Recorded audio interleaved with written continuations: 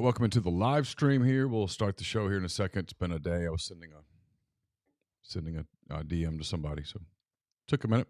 I'm Neal. That's Chase. You probably know us by now if you're here. Be a show today. We'll talk a little bit about Spencer Sanders. He committed to Ole Miss, as we said that we thought that he would. And what else are we talking about today? I don't even know. Spencer Sanders. That's been a what we're day. talking about. All right, so we'll get rolling with the live stream here, and we'll get to the show here. I got to start an audio file, and we'll get moving.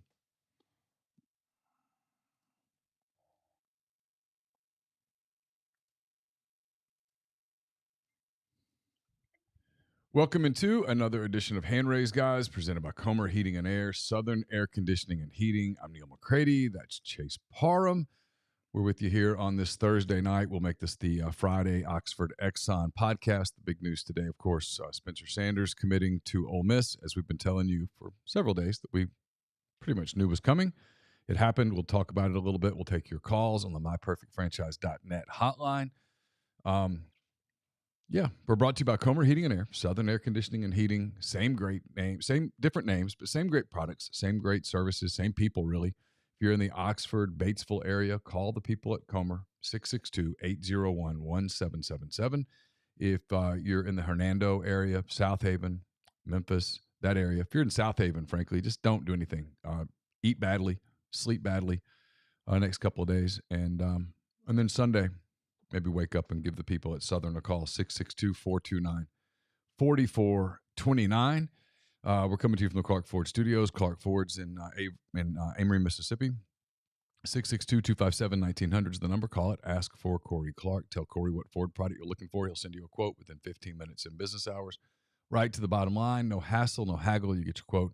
The rest completely up to you. You can shop it around. You can do what I've done, what I recommend that you do, and that's hop into a Clark Ford today. 662-257-1900. Guest, as we mentioned, and you guys, when you call in, it'll be on the myperfectfranchise.net hotline.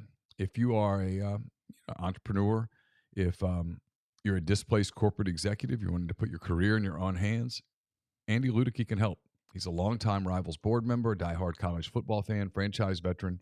He owns multiple franchises and businesses, uses his expertise to help others find their American dream through a very thorough and free consultation process. Call Andy, put your life and career in your own hands. He's 100% free, nothing to lose. It's myperfectfranchise.net. Contact Andy anytime at andy@myperfectfranchise.net or at 404-973-9901. This will be, as I said, the Friday Oxford Exxon podcast. Chase, what's going on at the Oxford Exxon? Spaghetti and meatballs tomorrow. It's your lunch special there on that Friday. I tell you about today's, but that's kind of irrelevant because it's 7:00. It's not really lunch anymore.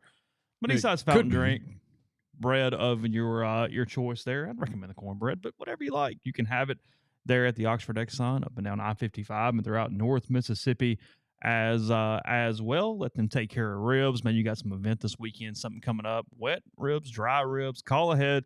They'll wrap them up, have them ready to go for you there with the Oxford Exxon. All good there. Again, different lunch specials every day.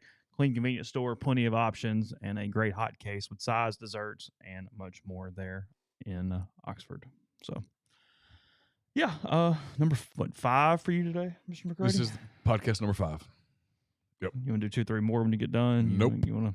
I'll be done. Your voice is fine. You're hanging in. Although one of them was very short. So one was like 20 minutes. Everything else was, but the one with Tyler was like an hour 40. But you just wind Tyler up and let him go. That's true. Tyler does most of the talking. Just sit there and let it ruminate over there. It's fine. Not really much news necessarily in the overall sports world today. Mike Bray, the Notre Dame basketball coach, stepping down at the end of the season. I guess that's the. You're gonna break that down for a few hours. No, but I just saw. He had a hell of a career. Had a hell of a career. Yeah. Guy never won a title or anything, but he won a lot of games. He was around for a while. Speaking of titles, I did see the South Dakota State coach is retiring now after he won the national title in year 20, whatever it was. Yeah. He got a ring and said, I'm going out on top. That's it. Peace out. Headed to the lake. I don't blame him. No, hell no. Get a title, get a ring. They beat North Dakota State, beat the Dakota rival or whatever you want to call it there. Still on some commit watch for some other dudes. Still think more's coming here in the next day or two, something like that. kind of do wish I had some times. Wouldn't that make you feel good? If you just had a list of, hey, 10 o'clock, Yeah. 11:30, 2:15, like right there. Because like tomorrow is the closest thing I've got to an off day. But all the stuff's in. It's in, but you're not. You'd like to be in a position to like hit it, not be an hour late. And I've got stuff I'd like to do tomorrow. You know what I mean? Set a bunch of alerts on your phone for Twitter, and you'll get the ding. That's true. You could do that. But like, had you waited for Spencer Sanders to tweet today, you'd have been 2 hours late. That's a good point. It was so funny. I had this story written. I wrote it last night. You went in this morning and fixed and added some things. And then I saw Chris Lowe tweet it, and I'm like, okay, that's it. I'm gone. Good enough. Good enough. I know enough to know how that works. So yeah, we're all good here. I mean, I'll tell you what. I mean, hopefully we speak to him at some point. I mean, obviously we'll. I was going to tell you. Go ahead. He talked to David. It wasn't David. It was Chris Hummer. With Okay. 24/7. I found this interesting. National guy for 24/7. But I mean, again, we're giving him credit. Oh yeah, sure. Because I found this interesting. So a couple different quotes. We've always wondered, or always in the last few days, we've talked a lot about Sanders and his mindset and coming in and where he's kind of thinking here for his final year of eligibility, as no one needs and has not been under a rock by now. Ole Miss has added Walker Howard in the last couple of days, and obviously Jackson Dart is the returning starting quarterback for Ole Miss, and we'll compete for that job obviously this season as well. Sanders, a couple quotes. He says, "I'm going to come in and work my tail off either way. Whether the room is packed or not, that's just my mindset. I've always had a mindset of competing, driving, striving for better. I've never shied away from competition. I'm not going to start now. I have a lot of self-confidence. I'm a big believer in myself. My money is on me every time, so I wasn't too worried about what the quarterback room looks like. I got pretty good experience. I've been in the game for years. I feel like I've got a little bit of an edge. I like Lane Kiffin a lot. Like how he schemes his offense, like how he runs his offense, how he spreads the ball out. He's got tempo in the SEC as well. I love the play action shots. They've got a really good running back flow, a great running game, all in all, too. I feel like it's a good team. I've been watching the SEC for quite some time now. I feel like it's not a bad spot to be, especially for competing. I just want to compete and do the best I can, show the world what I can do on a different level." Talks about thanking Oklahoma State for his time, Tim Rattay, a lot of different dudes there.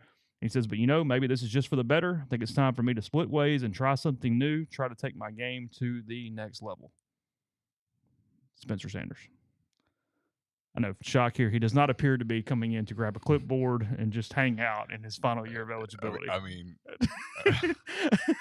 that was not how that's not, he did not seem to intimate that from those quotes. Okay. Sure. For the people who've been listening all day long, I apologize for what's about to happen. I'm setting this up for Chase because I doubt seriously, and I'd probably go across the table and hit him if he said that he sat and listened and watched McCready and Siski. I'd say, come on, there's better things for you to do with your day. I used this analogy, and I think it's a good one, even though it's a little weird. But I'm a little weird because I like to watch cooking shows. Okay? Where are we going? I'm going. Hold on. I like to watch Beat Bobby Flay. One of my favorite shows.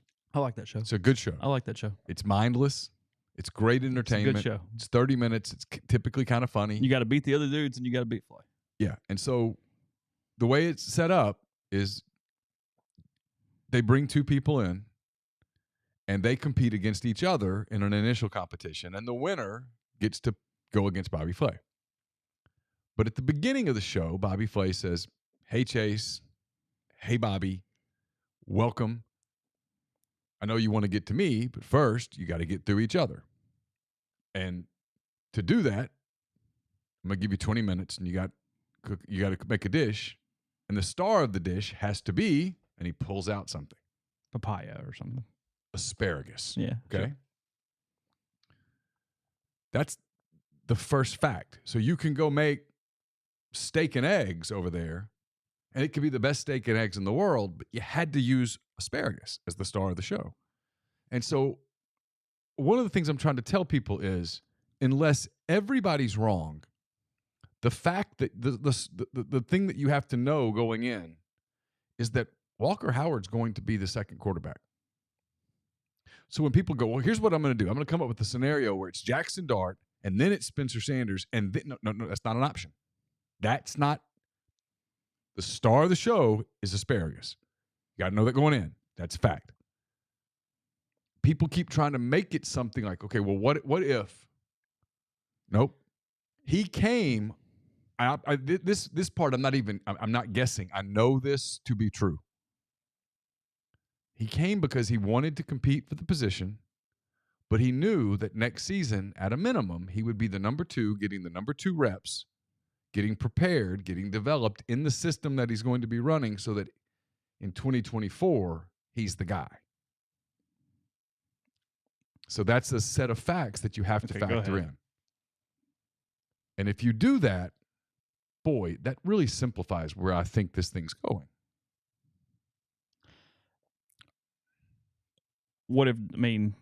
Dart has a year of eligibility left for 2024. There is that, but that's not a point right now, I guess. That's a problem for later.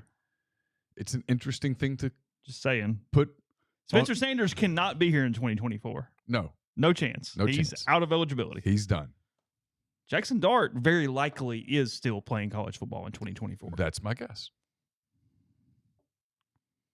And so when you start putting these facts on a piece of paper. I see what you're saying. And you saw a lot today that went, oh, no, Walker will be fine. He still gets to compete for 24. He doesn't care about 23. It's like, no, he cares. He absolutely cares.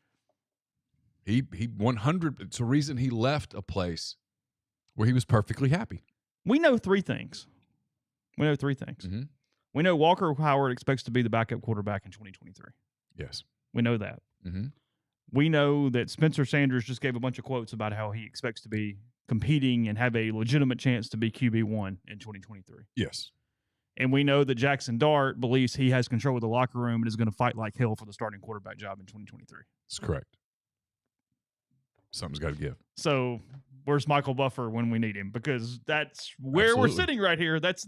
Those 3 things are undeniable facts. So when people say you guys, we're pretty sourced on this, by the way. We're really sourced on this. I'm not guessing. No. Between the 2 of us, we've probably talked to 12 to 15 people who are pretty connected to it. So we know. Those are facts. People are like, you guys are just trying to create drama. No, I'm really not. Not at all, in fact. There's not a lot of drama to create because there's a reason that Walker Howard picked Ole Miss. He liked Lane Kiffin. He likes the offense. Thinks it's a good fit. He did like Ole Miss. He liked Oxford, all that stuff.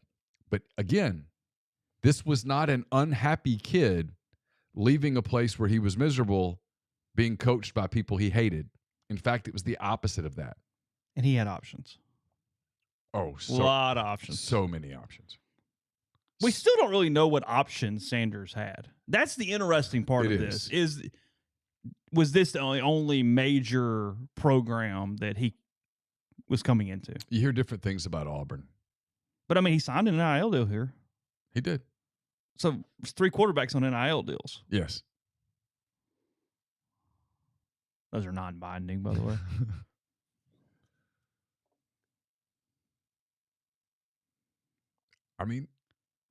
Look, I've talked to people around the building and go, they just want competition. Okay, well, you got it.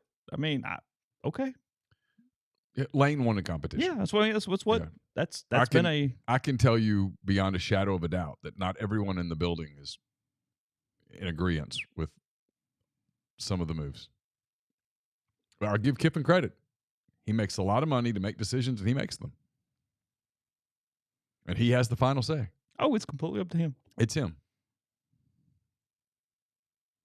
So.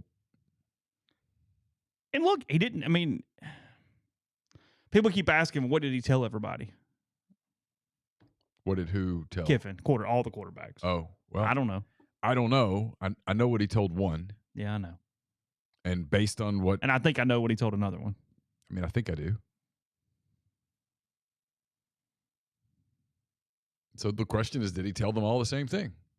And I don't know the answer to that. The Walker Howard piece that is most interesting to me, and there's no answer here, but I keep coming back to it, is barring an incredible improvement. And I don't mean that bad because look, Jackson Dart is a tough son of a bitch and had a hell of a season. He was good. This is not a criticism. he's not leaving at the end of 23, barring a blow up into some first round NFL draft pick. Which feels that's like what I can't get lingering out of my head. right. But at the same time, I know he just plans to be here and be the quarterback in the fall. Here's what I don't know about Jackson that I wish I knew the details. How close is he to graduating? Where you could grad transfer. Where he could grad transfer and play right away. Yeah. And I do know that he's been contacted by multiple schools in the tampering portal. Sure. And before anybody gets worked up, but stop. Nobody does anymore. I think the only person that gets worked up is Steve. Everybody else is understanding that tampering portal is just one of those things. He's got options. And if he were to get in the portal, he'd have tons of options. Sure. I mean, if he got in the portal in May, he's getting in the portal right around his 20th birthday with 3 years of eligibility remaining, I guess, to play 2. Yes, that's correct. He could play 2 years. Yeah. Still has his redshirt year if it came to that. Yeah. He would be in demand. I mean, it's not even a rumor anymore. It's just true. There's a rumor out there. I'll put it this way. There's a rumor out there that I think has significant legs to it that BYU is very interested in Jackson Dart. And they have been the whole time. Yeah, so I mean, that doesn't, I don't feel like I'm breaking news. Coaching staff who really like players still like said player. Yeah, okay, great. even after he's gone to SEC and played well. Makes sense. I mean, so, what I'm interested in now is last spring we watched a quarterback competition where the head coach was very careful not to ever declare anyone ahead of anyone. Including letting people start games. I suspect he will try to do that again.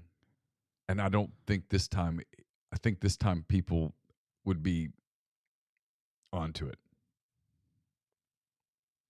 So if you're Jackson Dart and you get to May the 1st or whenever the Grove Bowl is, April the whatever, at the conclusion of that, if you walk in and go, am I the starter or not? And you can't get a firm answer, then you have a decision to make.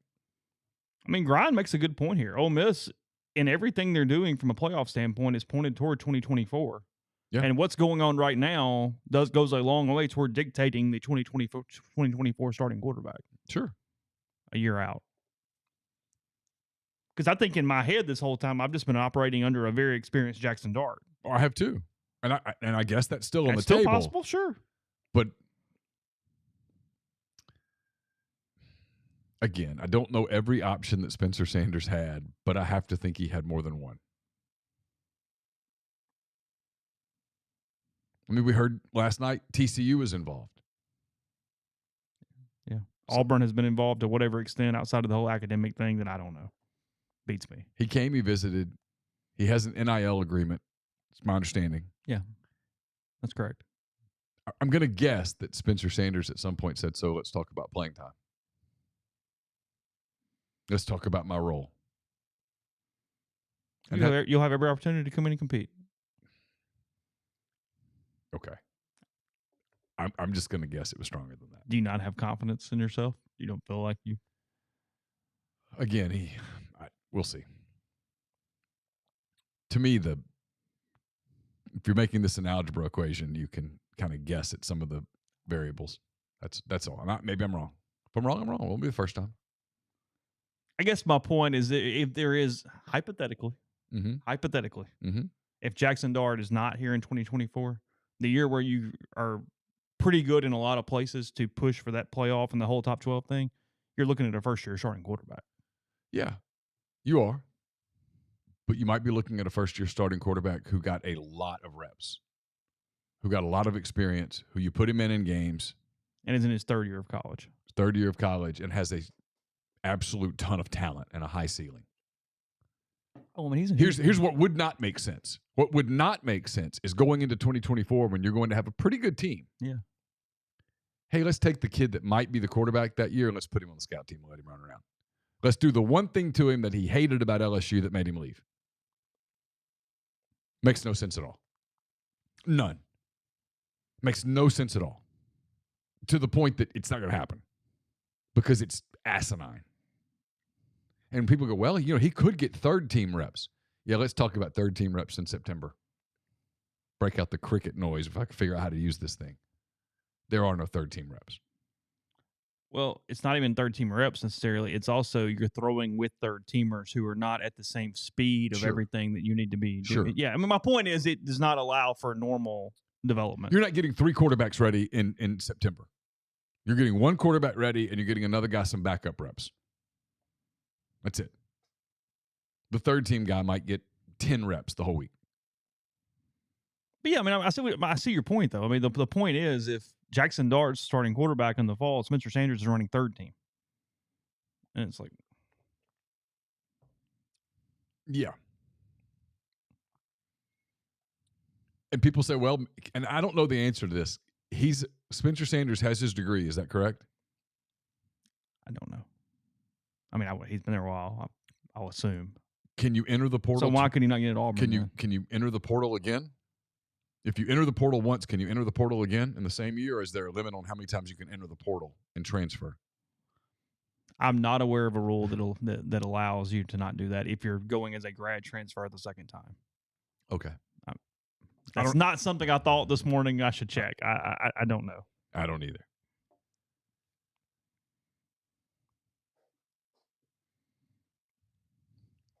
Those quotes were just really strong. That was my point. Is I looked at them and I went, oh. Read them again. Yeah, sure. Yeah, I'm curious.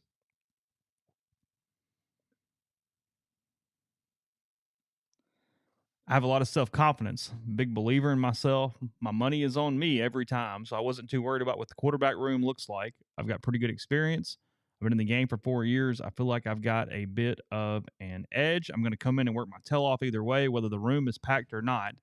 That's just my mindset. I've always had a mindset of competing, driving, striving for better. I've never shied away from competition, and I'm not going to start now. And then he goes into talking about Kiffin and the running game and all that stuff. Mm-hmm. Then he closes it with, I was grateful for my time at Oklahoma State. I don't have too much bad to say. I'm grateful for the quarterback they've helped me develop into. Coach Rattay's had a lot to say in that. He helped me develop over the years. I didn't want to leave him. I was sad to leave him, but, maybe this is just for the better. I think it was time for me to split ways and try something new, try to take my game to the next level. Yeah. None of that was, I just kind of feel like hanging out. I really want to come and help Jackson develop and make sure that he. Yeah.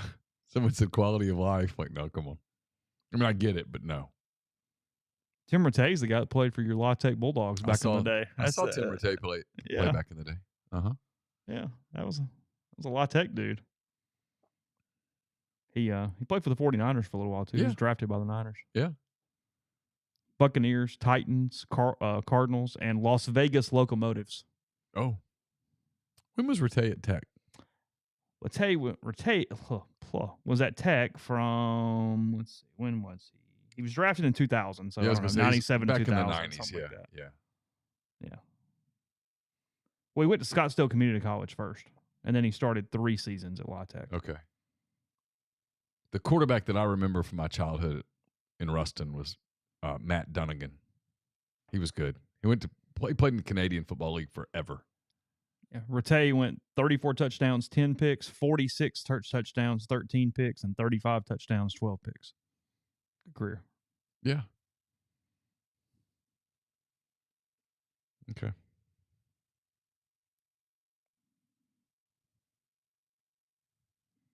Taking calls now? Yeah, it was my brother sent us. All right, let's see. I got to open that. It's a part of me that just feels like using the Skype line, but we'll give this a go. See how it happens.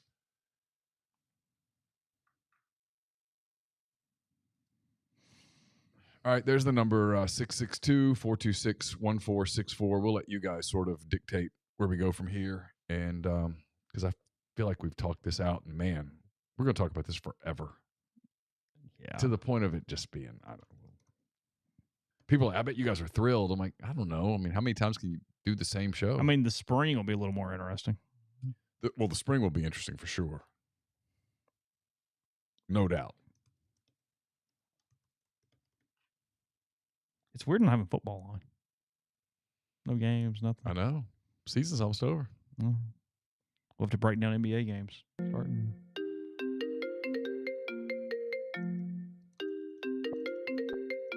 All right, is that? Oh, here we go. Hey, who do we have?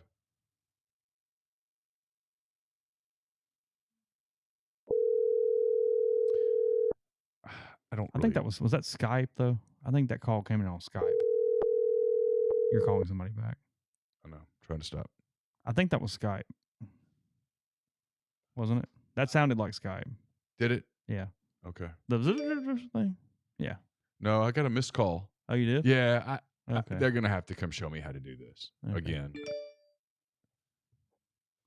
Because you have to answer it, then you have to move it over on the Bluetooth thing over to the other thing. Yeah, and people are trying to call. So they are? yeah, apparently so.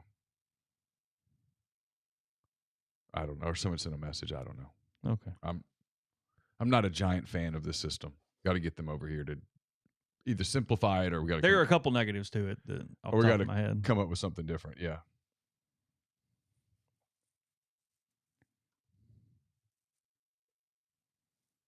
We don't run the heat much, Shaggy, at my house. We don't. It's Do not what now? Shaggy says, I'm in a sweatshirt. You're in a jacket. I'm too cheap to turn on the heat. It's not cold though. No, it's not cold, but we don't really run the heat. It's kind of chilly outside, so I just put a pullover on to come over. And I have shorts on. How high do you turn your heat up in your house? Keep everything around 68 normally. Really? Yeah. Yeah. I don't know that we ever turn the heat above like 63, 64. Oh, that low? Yeah. Really? Yeah. Yeah. Heat or cool. I mean, 68 is kind of where everything just stays all the time. Yeah. Summer, we're 68, 69. Okay. When it's super hot. Yeah. Well, here's the deal. If it were up to me at nighttime in the summer, I'd be deal, like 61. Though, when it's the problem with that is no matter what it's on, it's just running 24 hours a day. Hey, who do we have?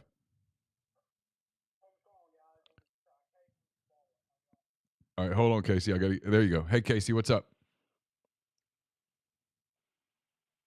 Hey, can you guys hear me? Yep, we're all good. You're good. Okay. Yeah, So turn your device down. That way there's no delay. Okay. Am I good now? Yep. Okay, awesome. So I was just going to get your guys' opinion. I know I got in a little late. I'm sure y'all already covered it about 5 or 6 times, but it's about the quarterback situation. I made a post on board today, and I got ridiculed, cooked pretty hard on the board today, which tends to happen. But welcome to my world, Casey. Right. So my post today was just, and I shouldn't have worded it how I did. I just said it seems like there's a lot of promises being made, and what I just meant by that is that it just seems to me that at some point, whether when he was first getting recruited here or sometime over this last year, Jackson Dart was either told or insinuated that this is his team and his locker room. Okay. And then, Neal, you've pretty much well documented that Walker Howard came here not to be third string scout team, to be second team. And for me, whatever quotes, whatever not promises, I know Sanders had those quotes today. I just don't think there's any way that he comes here if he does not at least have been told or insinuated that he would have a real shot at winning the starting job.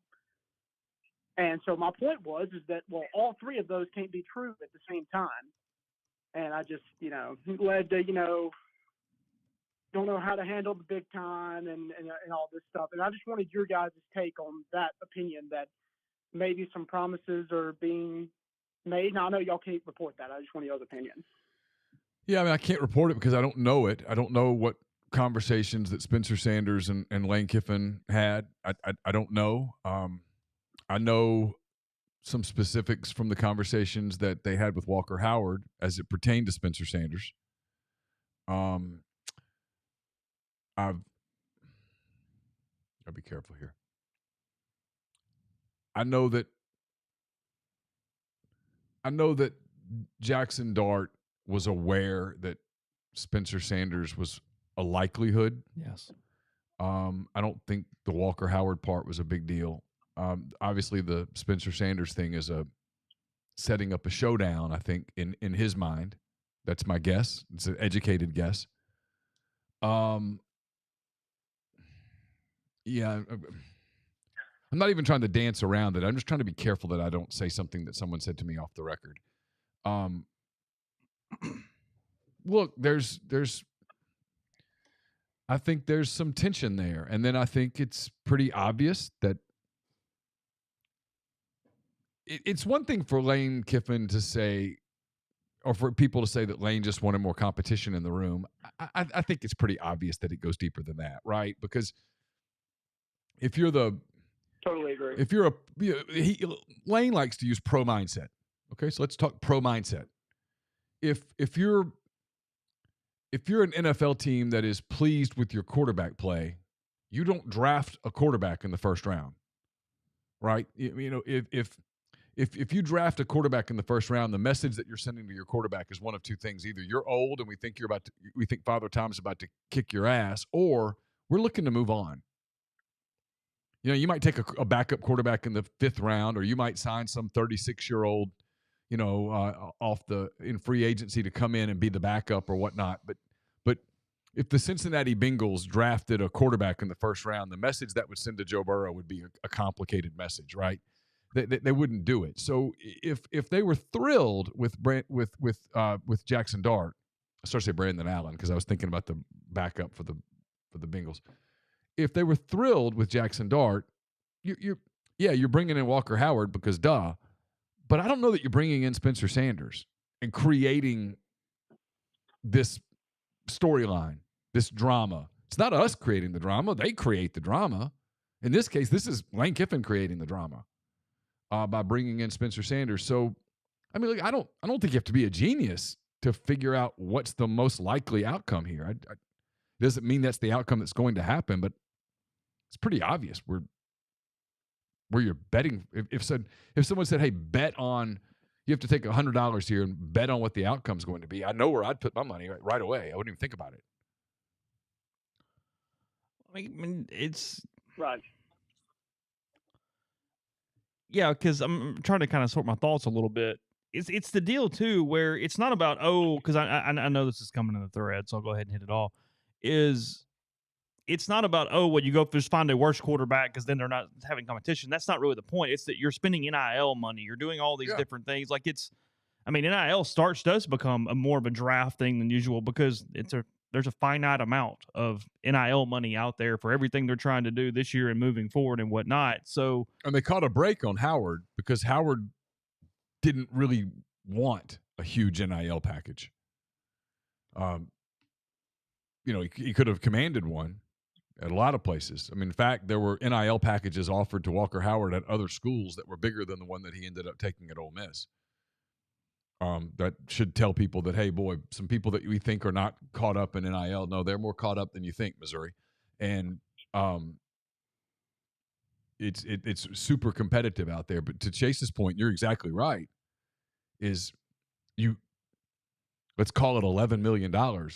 Once you run out of $11 million, you're out of money. I mean, that you aren't just, hey, throwing money against the wall. And they're not done. I mean, they're trying to save some money because Ole Miss is going to be active in May, especially on the defensive side of the football. So active right now on the defensive side of the football. They got guys coming perhaps in the next 48 hours. So if you were thrilled with the idea of Jackson Dart and then Walker Howard and whoever's behind them, maybe you go get I'm using this as an example, a Michael Abraham type to come in and just give you some quality depth. But you go out and get a Spencer Sanders who's been a 4-year starter at Oklahoma State. I mean, you're bringing that guy you're bringing him into play. Oh, man, I think in some ways Lane very likely in his mind just says, hey, have a full competition and whoever loses will transfer before August. Don't have to worry about it. Okay. Yeah. Whatever. Could be. Because need to find, in my opinion, I hope that is an option, right? Because where it scares me to death as a fan, coming off of a season where I think that the locker room after the Alabama game was just a huge factor into what, the Auburn stuff and everything, but that couldn't have been a very well put together locker room to finish how it did. It just couldn't have been. There was too much just stuff going on. And bringing him in and I agree, I think part of the Walker Howard deal is he's absolutely number 2, right? Well, if he's absolutely number 2, like I'm sure y'all said, somebody has to be number 3 or they have to transfer. And I just worry that, I mean, for a while there, in the bowl game, I mean, this was Jackson Dart's team. So, like, what does it mean for the locker room if it's not him? I mean, I don't know. I'm worried because we're coming off of an ending there where it just got super squirrely off the field, and it absolutely affected the product on the field. And I just think this situation just really puts you at risk for situations that could make this thing weird. Maybe. Oh, yeah. I mean, it's certainly a viable thought. I mean, there's no doubt about that. The point that I'm going to continue to make, because I think I'm right, is that if you're thrilled with Jackson Dart and you think, hey, this is the guy that we're gonna build with Jackson Dart, because you got his backup.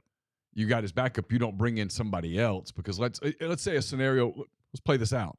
You bring in Spencer Sanders, and then come August, Spencer Sanders is holding a clipboard, and he's not getting reps because Walker Howard's getting the 2 reps. Okay, that's fine. Come this time next year, when you're trying to get guys out of the portal, they're like, hey, well, what happened to him? Because I don't want that to happen to me. It gets harder to get guys out of the portal, and you're looking at a program that 2 years in a row now is portal heavy. Yeah, sure. And maybe they won't be portal heavy next year, but say they have been for 2 years. So, you don't want to get a reputation for being disingenuous with people in the portal. Exactly, what y'all mentioned today, which exactly is, I think today you asked Chase at one point, what does this do for them going forward? And again, there's no way to really know, but I mean, if you promise somebody the job and then they don't get the job, well, what happens when you go promise the next guy the job? Yeah. I mean, now that's just going down the line, but I'm just saying, I don't know. It's just, I just wanted, I guess, to be the first caller to kind of bring it up and get all these points out of the way, I guess. We appreciate the call very much. Oh, no problem. Thanks, guys. Y'all Thanks, Casey. You too. Oh, it was nifty. You like that? Yeah, and I'm sure that we're kind of I'm a little behind on. I'm sure we're kind of being accused of being negative or whatever. I'm not trying to be negative. I just think it's interesting. That's all. That you're using some of your capital to bring in a quarterback. Which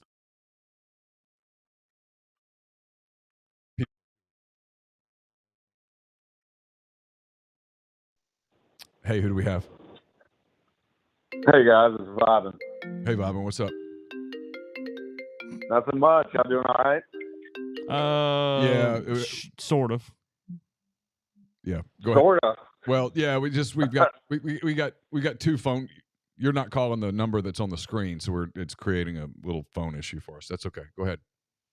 Oh shit, my bad. No, you're good. You're good. Oh, okay. All right, so a lot of thoughts. I think is this the first time big time Power 5 school has paid major NIL for 3 quarterbacks and not just 2?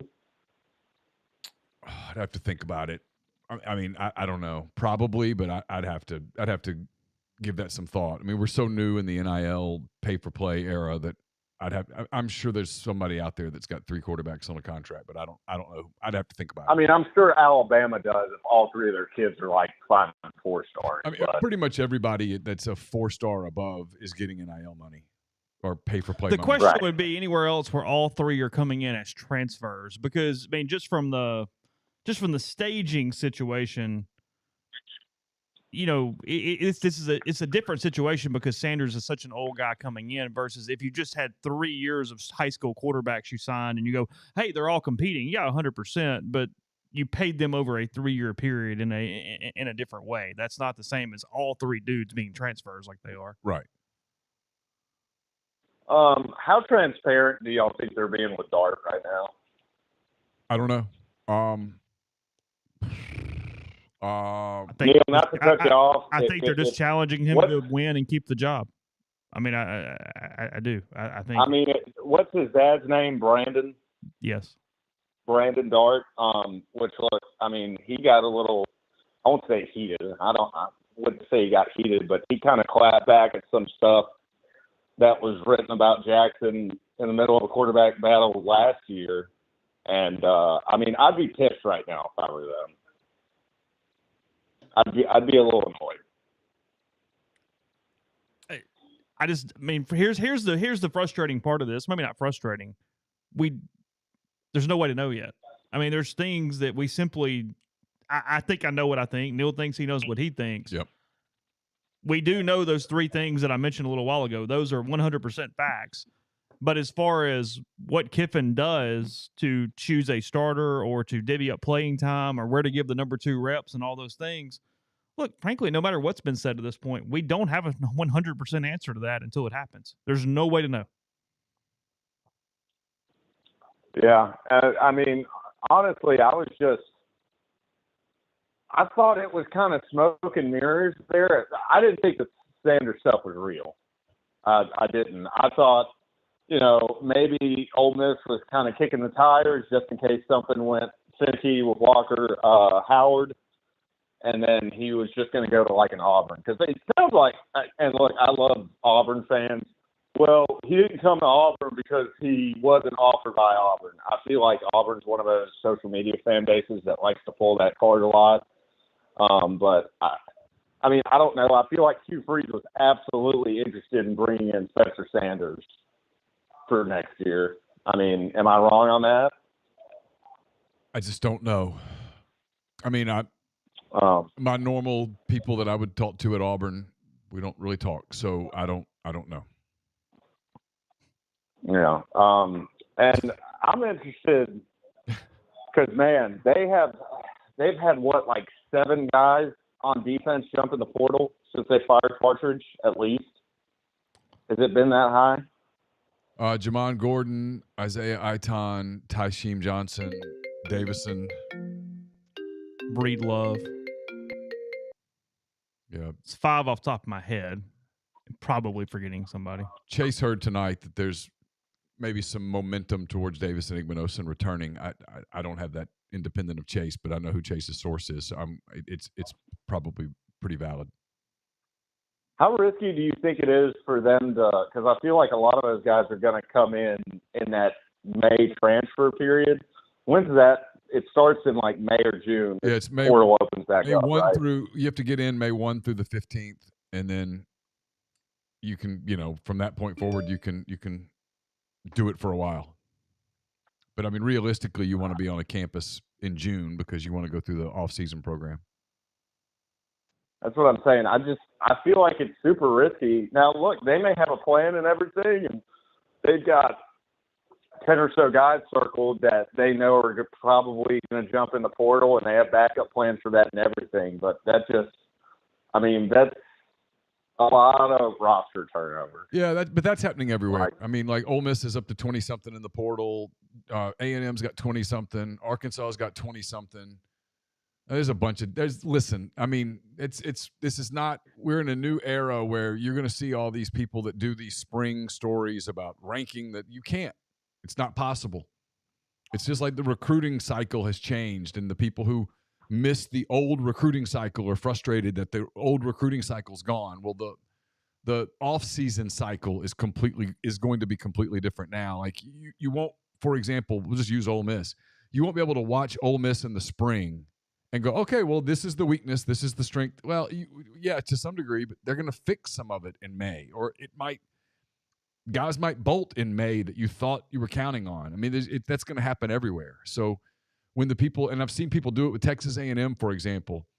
I'm not as offended as one of our colleagues at Rivals, who's just super worked up about the national media in Texas A&M, for the love of God. But, huh? Oh yeah, you should look at his Twitter feed. I hadn't seen this. Oh, it's just. Really? Yeah, it's explosive. It's ridiculous. Which one is this? No, I don't want to do it. He's frustrated. I went far. Oh, yeah, he's very frustrated. The national media is picking on A&M, but like, who knows what A&M is going to look like in May? I don't know. They might look completely different on June the 1st than they look on April the 1st, and so who knows? And Ole Miss might look completely different on June the 1st on defense than it looks like on April the 1st. It might not. I don't know. We're not going to know those answers in spring. You're not going to be able to write definitive things about this is what Ole Miss is going to look like on defense, because that's not going to be the case necessarily. We'll see. Yeah. Well, I mean, I'll be surprised if the 2 deep is not vastly different in the summer than it was in the spring. And that's what I feel like the crazy part is. I wouldn't say it makes the spring meaningless, but I mean, you're banking on a lot of guys that you're going to count on that didn't even walk through in spring practice. You know, they weren't even there. And it's going to be interesting for me to see how that plays out. Like, yeah, you know, if guys need more time in a system and stuff like that, you know, but I don't know. But all right, guys, thanks for taking the call. Yep. Thank you. Thanks, Vyman.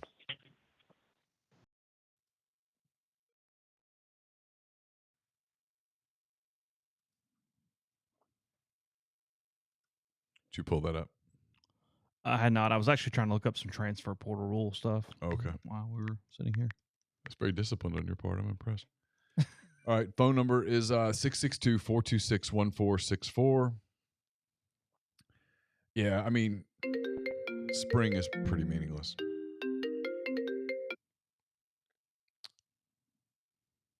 Hold on 1 second. Let me get you on. Hey, who do we have? Hey, caller, who do we have?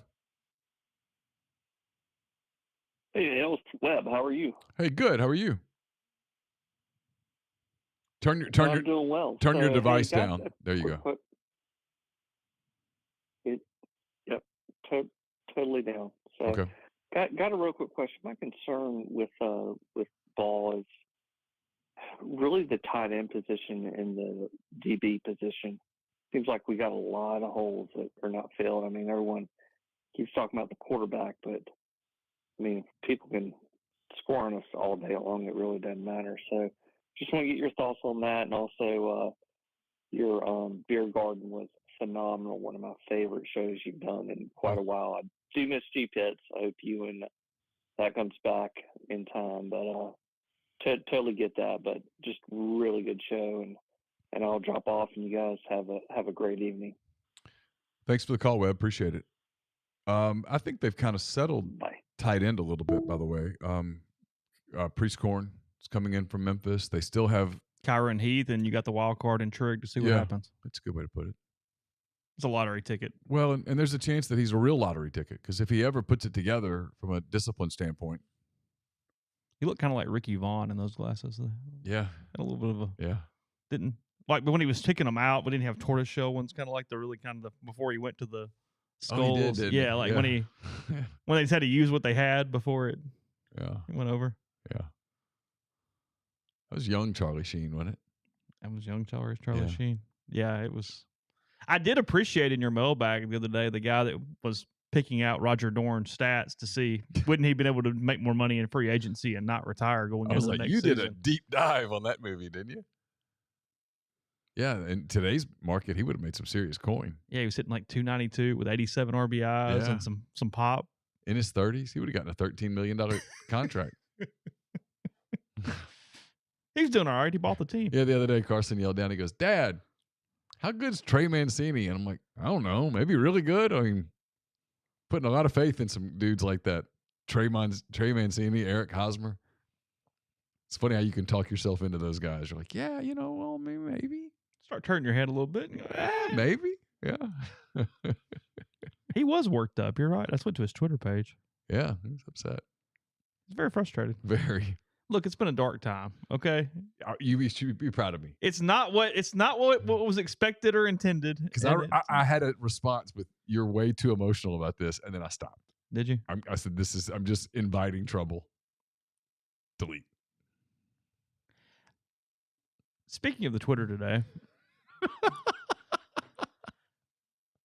Lane responding to Steve, and it's two things at once. It's very, very funny. I mean, I laughed a ton when Steve wrote the article for his site, and it said basically no more transfer or whatever's, and Lane just says congratulations on a quote tweet. It is hilarious. It's funny. I get a kick out of it. Go ahead. I don't have to deal with it. Yeah. Also, the second part is Ole Miss will never sneak up on any team ever, ever, ever again, ever. I mean, it is impossible. There is a big neon sign over that spot on the schedule for everybody. I mean, you better be good. Because, I mean, the list of schools that are going to want to kick your ass is so long.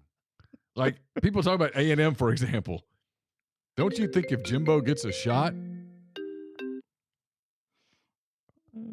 Hang on, caller, 1 second. I'll get to you. Hold on. Hang on, caller. We'll get right to you. Don't you think if Jimbo gets a shot, if Hugh Freeze gets a shot, if Mississippi State gets a shot, I mean, people are going to take the shot. I mean, you're not nice guy sneaking up on anyone. And maybe that, hey, whatever. That's his MO. But whew. Hey, who do we have? Hey, it's Steve in Greenville. Hey, Steve, what's up?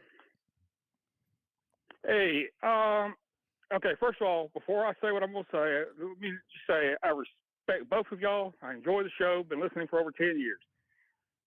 But I had dinner with an AD at a school in Missouri, not Missouri, but in Missouri. And he told the people at the table that the way he saw college NIL going, he said that unless your program is raising his word $40 to $50 million a year in NIL, you cannot afford to spend NIL on anything but football. That number feels really high. Yeah. Well, he pointed out. He said, "Look at Texas A&M. They're spending 25 to 30. Texas is supposedly on track to spend an equal amount."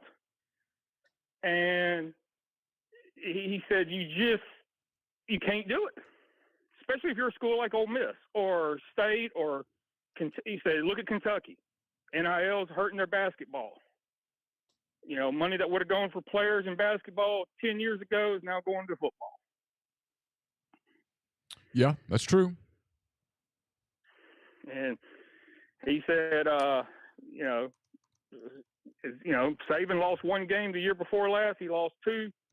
And said he predicted they'd lose 3 this year, this coming year. So, yeah, I could see that. I think about to become the cleanest sport in college. No, I don't agree with that. Look, basketball is going to be different schools are going to have to decide how invested they want to be in basketball. But here's the thing about not to get off the football and into basketball. The basketball thing is this, and Ole Miss is one of these schools. The people that are making the decisions, they simply aren't willing to go, okay, well, we can't compete in basketball. We've got to put all the money into football. The calendar's too long. They want to have meaningful basketball. And look at Missouri last night. I didn't watch the whole game. I didn't see but the last 4 minutes. But you look at that environment, that arena. A guy like Keith Carter probably did watch some of that game, and he wants that venue. He wants that environment in his venue. You look at the environment that was at South Carolina when Ole Miss played there was it Tuesday night? It was dead. You can't have that. You just can't have that. So you have to invest some NIL money to at least be competitive in basketball. What'd you say? 40 million? That's too big of a number. There aren't 4 programs in the country that are spending 40. Now 20 is going to be the number, and for schools like Ole Miss, like a bunch of schools in the SEC. I mean, we could go down the list like Missouri and Kentucky and South Carolina and Ole Miss, and I do think 20 is the port of entry for multiple elite high school blue chippers. Yes, I do too. You can get portal. You can get a guy. You phrased that really well. You phrased that really well. That's exactly right. If you want to be recruiting the 5-star guys, you've got to have $20 million of NIL at your disposal every year. Well, let me ask you this: what do you think, Kiffin? Okay, Kiffin said we needed $5 million. Okay, we raised 10. Okay, let's say we raised 12. You know, what would Kiffin's reaction be if they told him, said, okay, you said 5, we got 12 here, you can have the 10, we're going to take the 2 and move it to basketball?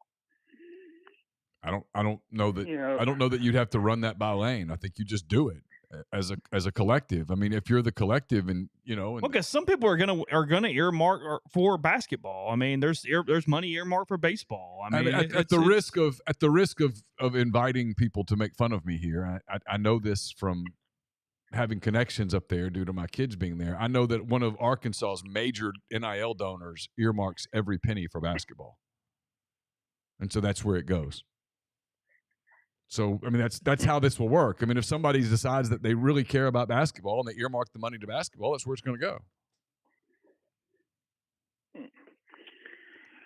Okay, well, I just thought I'd bring that little conversation I had up.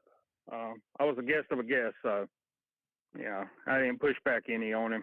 But, all right, enjoy the show, y'all. Thank you. Thank you.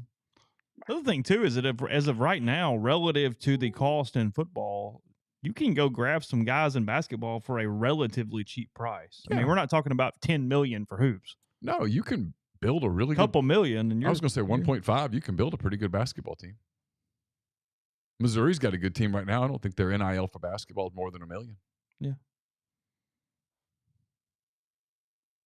Here's the thing, and this is talent. This is recruiting in general. A lot of Ole Miss's problem in basketball has simply been, whether it be NIL or top rate, whatever, just getting guys who actually then match that on the court. I mean, it's not necessarily for Ole Miss at the moment about NIL. There's several guys on NIL deals. It's that you're not getting the production out of the amount that you are spending in those areas. I mean, a lot of reasons why, but that is the end of the day, the thing. I mean, look, this is in basketball. I think they've just made some evaluation mistakes. Yeah, that's kind of what I meant. I mean, we dance around that in large part because I like Kermit. I hope they turn it around and go on some wild winning streak. It would make January and February a lot more fun. But if it doesn't happen, I think it's an evaluation as much as it is anything. Little news on stuff coming to Oxford here in the spring. As you know by now, Morgan Wallen bringing the One Night at a Time tour to Vaught-Hemingway Stadium. That's April 22nd and April 23rd. Remember, they're doing back-to-back nights. It's Saturday. It's Sunday. That's LSU baseball weekend. It will be pretty packed around town here. Tickets for both nights are still available, and they start at just $78. Big drop in price there. So to purchase, you can visit morganwallen.com. But for both nights, there are tickets available, and they are cheaper than what you had previously seen. So $78 start for Morgan Wallen at Vaught-Hemingway Stadium those two nights. You going to see Morgan Wallen? I don't think so. Are you not? I don't, I don't listen to a lot of music. I mean, I don't have any issue with Morgan Wallen. I also don't know that I could pick 2 to 3 Morgan Wallen songs out of thin air. I like some of his music. Feels like it's going to be really crowded, though. You think? Yeah. Yeah. It's a football stadium that's going to be sold out. Yeah, it's going to be a little crowded. Yeah. Like I saw the pictures of like Garth Brooks in Baton Rouge and in Fayetteville, and I was like, it looks like fun, but afterwards it looks like misery. Looks really busy. Yeah. A lot of people, when the encore comes on, go ahead and getting out of there. We'll go ahead and beat the rush a little bit. Kyle, thanks for always watching, your super chats, just being around. Appreciate you. Says, do you think there's a football coach that could raise more NIL money than Saban at Alabama? Not a better coach, just could raise more money. Yeah. Steve Sarkisian. He's done it. They're fascinating because Texas has raised a ton of money.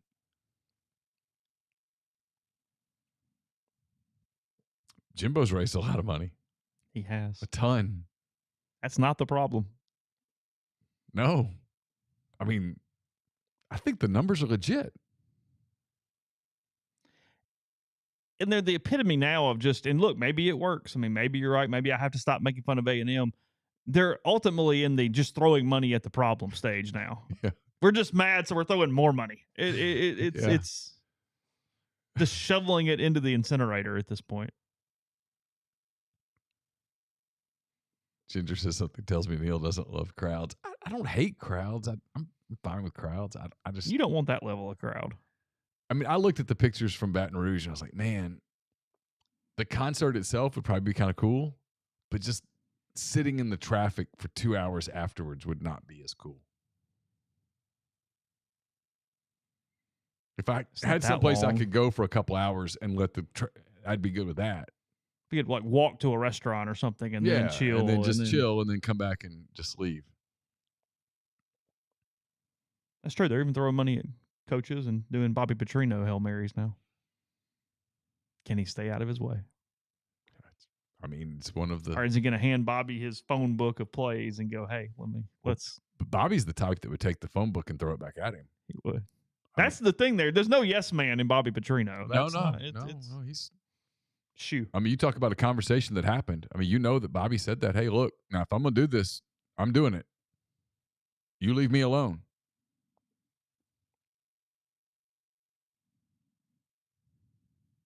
It's fascinating. I mean, frankly, one of the better storylines in the league for the coming year. Oh, it's just because of top what 5. Oh, at least. Yeah, maybe top 2. I mean, one's Alabama replacing Bryce Young and Will Anderson and all those guys. Jahmyr Gibbs. There's a lot of dudes that are leaving them, including a quarterback. But yeah, they're right there because they're so talented. It's a super talented roster. And then Kirby has to pick a quarterback, which he doesn't always do a great job with. Yeah, I mean, he's playing with house money for a year. Back-to-back titles, 29-1. Not a lot of pressure on Kirby right now. I did see Bill O'Brien as he interviewed with the Patriots today. It's done. Why is this a secret? Yeah, it's been done for weeks. Yeah. Who's the OC there? I don't know. It would be nice if we had the same thing in college where the team accounts just start telling you who they interviewed every day. That'd help. Yeah. If we could find out like who the visits are. Like there's a rumor, for example, that is it A.D. Thomas, the wide receiver at Georgia who went into the portal? There's a rumor that he's visiting Ole Miss this weekend. He's going to Texas. Yeah, I don't have any confirmation on that at all. And every single person close to the Georgia program who's remotely objective has said they're saying the same thing, which is including I was told his NIL deal today. Yeah, he's going to Texas. For a lot of money. For a lot of money, and apparently he has a personal situation trying to get closer. Has a child in Texas or family or something or both, and he's going back there.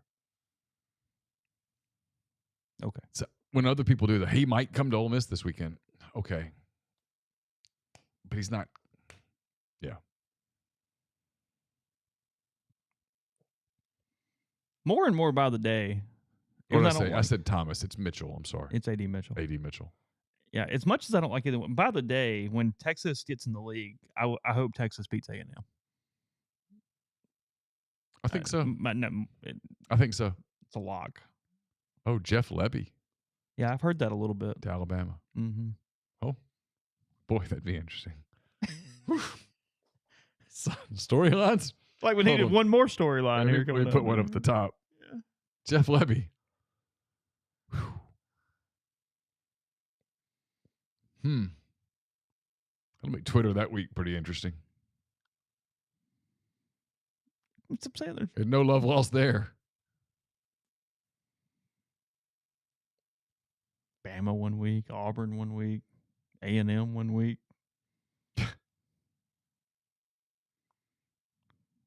Clark Lee's the only coach I'm not kind of interested in when it comes to when the game is or who's playing. Yeah. Clark's like, hey, I don't want to get into all this. Yeah, no Moss. Yeah, just trying to beat Florida again. You changing your over-under on Dion at all? For the year, what do you got? What's my over-under? 3.5. I'm over. You over? Yeah. They went 1-11, only beating Cal last year. Brought in some talent. That schedule's a MFer. It is, but they brought in some players. He's got a pretty good staff. Yeah, I'm kind of going over. Okay. Robert, thanks for the super chat. He says, what would Lane do with A&M NIL at Ole Miss, and how good could Ole Miss be? I think he would go far heavier on high school guys. He would. No, we'd do it the more traditional method. In quotes, for those who aren't watching. If you're listening, I did air quotes with my fingers. I think he would do the traditional roster building. I think he would try to build a roster in the same way that Kirby and Saban Well, look, it's the better way to do it from the standpoint of you still can do the portal too. Nothing said you couldn't go cherry pick and pluck guys out, but you almost kind of get two shots. You get those kids out of high school, and if they do pan out, you're in the best shape to keep them. And then you supplement with the portal that way, and you're not relying on them having to leave their previous school. I mean, it just logically, that is still the preferred way to do it if you have the unlimited NIL to make that happen. It's right. Not, what Kiffin has been able to do here is be very creative in how they use cash, and you put a roster together. I don't watch MasterChef and I don't watch Hell's Kitchen, but I'm not against it. I'm mostly like Iron Chef and Beat Bobby Flay, and I've had some MasterChef kick, but not in a while, long time. We finally got rid of DirecTV, so. Oh, did you? So I won't have the cooking channel anymore on Saturday night. What are you doing? YouTube. Are you? Yep. Used to it? Not yet. Is it bothering you on not being a delay on Twitter, or is that no? That doesn't bother me at all. But like drive Jeffrey, it would drive clinically him insane. Yeah, I'm less on Twitter today than I've ever been. I told you I get to the point where I almost kind of like it because there's parts of me that like seeing what's going to happen before it happens. Oh. I'll leave Twitter up and be like, "Oh, touchdown," and then I'll look up and touchdown. Oh, really? And I'm like, yeah, I kind of like just go ahead and know it. See, I'm the opposite of that. Like, I'll be watching a game, an Ole Miss game, like on the road, and I'll have the game stats up, and the game stats are a few seconds in front of the basketball game, and the score will change. Like, oh, so someone made a three. Yeah. And so I get to where I minimize it so I don't see it. Oh, do you really? Yeah. I'd kind of rather watch in real time and see it. I kind of do that with stat broadcast up. Yeah, I don't necessarily want to notice if they've scored or not scored or whatever. That's a good point. They're still obviously incredibly banged up. If Ole Miss is in this game tomorrow or in Saturday in Fayetteville, what's it look like? Arkansas doesn't shoot the lights out. It would be that you got them in foul trouble, and they're apt to get in foul trouble. For Ole Miss to win, they're going to have to shoot well. Ole Miss can't win a muddy game with Arkansas because Arkansas is too big. Arkansas's got some really skilled bigs, and they've got skilled guards who can get into the paint and create problems. It's Ole Miss shooting well, Arkansas shooting poorly, and Ole Miss just playing clean. Look, Arkansas's 1-5. I mean, they're not great. They have some really good players, and they have some dudes that can go off. And Nick Smith's not back yet. Not yet. You have to stay in front of Anthony Black, very talented. You have to stay in front of Ricky Council Jr., the fourth, because he can make things happen. If you like dunks, you should watch the game because typically once a game he gets way above the rim and has one of those dunks where you're like, whoa, love to do that one time. You can't let Debo Davis go off. He's probably their one outside threat. And then you have to rebound because they've got some bigs who are pretty skilled in the paint. The one thing they just don't do is they just don't shoot well from the outside, and it's really limited. Welcome to the league. Yeah. It's like half the damn league can't shoot from outside at all. Yeah. I mean, Tennessee struggles occasionally. Auburn, State, Ole Miss. Got to think Musselman will have his team pretty ready though. They can't lose to Ole Miss. They've got to start stringing some wins together. Oh, they're out of. Yeah, they've it's there. Their margin for error has sort of dissipated. Now it gave them no benefit, but the SEC had to issue. Did you see the SEC today had to issue a statement that they missed some calls, pretty big calls in that game? They missed one. You showed me this morning. Well, they missed a really big call on a player control foul in the last 2 minutes. They called a charge on Arkansas, and it was no, it was a block. Michael Mosley asked in the stream, any defensive players committing soon via portal? Yeah, I think so. I think multiple potentially there. And then I've got there three. Seems to be, as we said a few minutes ago, there seems to be momentum on Igmanosin staying at this point. Yeah. And again, you get back into NIL. I mean, that's probably having to come close to matching an NIL offer that he has somewhere else, which is the interesting part of the whole The NIL thing is player retention takes up a pretty good chunk of your NIL. It's not just go grab new guys and that's it for the day. Oh, it's the majority of it. Yeah. Yeah, it's massive. Across sports. Yeah. Everywhere. I mean, well, like Ole Miss baseball had to Gonzalez, Elliott. Yeah. I mean, people came after those guys because you can. Because you can. I mean, it pisses fans off, and I get it, but I don't blame a program for reaching out to Hunter Elliott and go, so what do you think? Here's this. Yeah. I mean, I don't. People go, well, that sucks. That's okay, but you're doing it too. And if you're not doing it, you should be doing it. The whole tampering, that's like Steve and the tampering thing. I'm like, stop. I have no sympathy for it at all. Well, state doesn't tamper. Okay. They just get tampered with. So, yeah, did people offer Hunter Elliott money? Of course. Yeah. As they should have. Fair. I mean, I get that it's not kosher or whatnot, but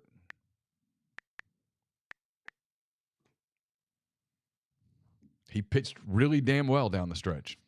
People watched it and went, that dude would be good for us. Let's just make a call. See.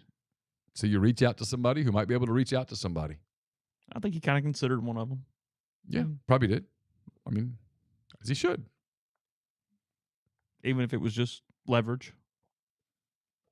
I got no problem. It's fine too. I have no issue with any of that.